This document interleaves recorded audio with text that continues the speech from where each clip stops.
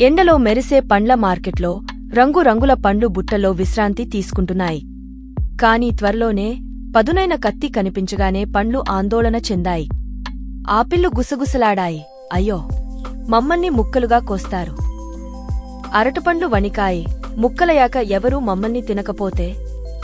అన్ని పండ్లు భయపడ్డాయి. ఒక్కటి తప్ప.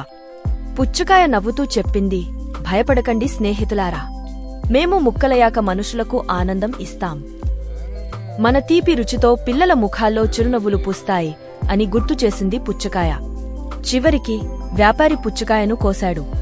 బాలు ఒక ముక్క తిని, వావ్, ఎంత తీపిగా ఉంది అని ఆనందంగా అరిచాడు. అన్ని పండ్లు హర్షధ్వానాలు చేశాయి. పుచ్చకాయ చెప్పింది నిజమే, ధైర్యం ఆనందాన్ని తెస్తుంది. హీహీ. స్నేహితులారా, ఈ వీడియో నచ్చిందా? అయితే లైక్, షేర్, సబ్స్క్రైబ్ చేయండి. లేదంటే మా పిల్లి రాత్రి నీ కలలో భయపడుతుంది.